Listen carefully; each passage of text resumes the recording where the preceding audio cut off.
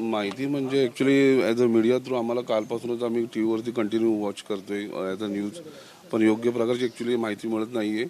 First of all पहिला तिकडे हे जे अहमदाबादला झालं त्यामुळे आम्हाला माहिती नव्हतं ॲक्च्युली तिथे कसं पोचायचं, कारण कालपासून आपण बघितलं एअरपोर्ट वगैरे सगळं बंद केलेलं होतं.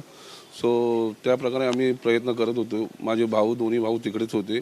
इवन दो काही फॅमिली मेंबर्स पण तिकडेच होते. आम्ही कंटिन्युअसली कॉल करत होतो. काही हेल्पलाईन नंबर्स वगैरे दिलेले, पण काही प्रॉपरली इन्फॉर्मेशन आम्हाला मिळत नव्हती. सो बेसिकली त्यानंतर आम्ही अदर सोर्स ऑफ बघत होतो, काही बाय रोड और बाय ट्रेन. सो त्या प्रकारे आम्ही बाय ट्रेनच्या पण तिकीट्स वगैरे बुक केलेल्या.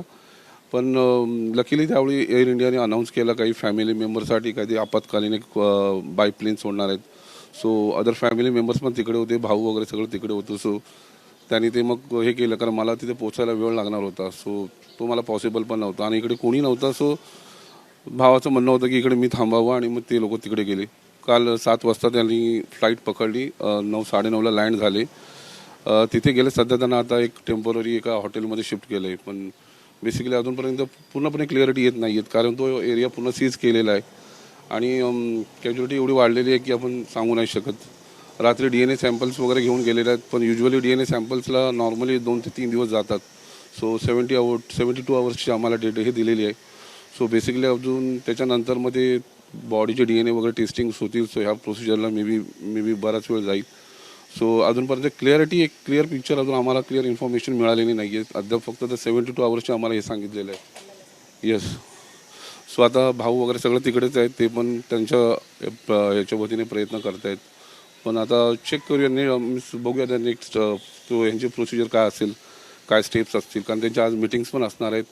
कारण जे दुर्घटना झाली त्याच्यामध्ये आपले गुजरातचे CM पण होते, काही फॉरेनर्स पण होते. So it was very difficult to predict की पुढे त्यांचे ॲक्शन्स काय असतील, कारण ॲक्च्युली रूट कॉज पण शोधला पाहिजे. ॲक्च्युली हे safety protocols whether they followed or not. So it will take too much time. आज त्यांची मीटिंग्स असेल, सो मे बी इन्व्हेस्टिगेशन होईल, but it will take times.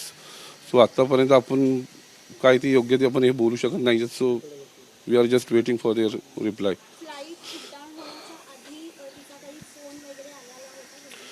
नाही, actually as a safety protocol ते कॉल नाही करत, पण बेसिकली आई वडिलांच्या ती संपर्कात होती. जस्ट नुकताच त्यांचा आता कार्यक्रम होता 8-10 तारखेला, ते गावी पण गेलेले, देवाचा कार्यक्रम होता. सो बेसिकली ही त्यांची फर्स्ट फ्लाईट होती. सो आफ्टर दॅट ती ड्युटीवरती जस्ट रिझ्यूम झालेली आणि त्याची फर्स्ट फ्लाईट होती. सो अहमदाबादवरून झालेली. बेसिकली असे नॉर्मली जी फोन कॉल्स असतात तेच, बाकी त्याच्याशिवाय इतर काही माहिती अजूनपर्यंत काही त्यांनी हे केली नव्हती. सो आमच्यासाठी मध्ये शॉकिंग होती. एक्झॅक्टली जे झालं ते आम्हाला पण माहिती नव्हतं. काल दुपारी जसे सडन हे मीडियामध्ये आलं, even though first of all आम्ही तेच फाइंड आउट करत होतो वेदर ती क्रू मेंबर त्याच फ्लाईटमध्ये होती की नाही. सो आम्ही तेच हे करत होतो, पण ती पण आम्हाला इन्फॉर्मेशन नव्हती. पण लकीली त्याचे फ्रेंड्स वगैरे होते, बाकी अदर्स मेंबर्स होते. मग नंतर मीडियामध्ये पण पब्लिश केला. सो क्रू मेंबरमध्ये तिचं नाव मग आलं. सो ॲक्च्युली तिचा बाय बर्थ ड्रीम्स होतं. ॲक्च्युली आमच्या बघायला गेलो तर आमच्या जनरेशनमध्ये सगळ्यात मोठी मुलगी होती ती. लहानपणापासून तिचा ड्रीम होतं. सो आणि ती ॲक्च्युली त्याच्या अगोदर स्पाइस जेटमध्ये होती. त्यावेळी ती डोमेस्टिक करत होती, पण तिची विश होती की तिला इंटरनॅशनल करायचं. सो आता 2 वर्षापूर्वी त्यांनी एअर इंडिया जॉईन केलेलं.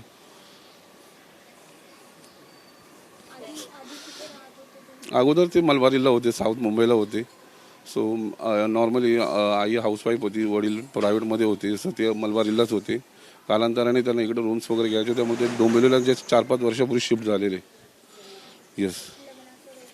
लग्नाचं ॲक्च्युली आम्ही आत्ता 2-4 महिन्यापूर्वी इथे येऊन गेलेलो. लग्नाची बोलणी वगैरे झालेली आणि नोव्हेंबर-डिसेंबरला त्याचं एंगेजमेंट प्लॅन केलेला आणि मे बी फेब्रुवारी-मार्चमध्ये लग्नाचं हे चाललेलं. मुलगा वगैरे बघितलेला, इकडे बोलणी वगैरे झालेली. सो हे सगळं हो ऑलमोस्ट सगळं ठरलेलं. आम्ही इवन जो आता हॉलची वगैरे पण चेक करत होतो, पण आता अनफॉर्च्युनेटली हे सगळं मध्येच झालं. ABP माझा, उघडा डोळे बघा नीट.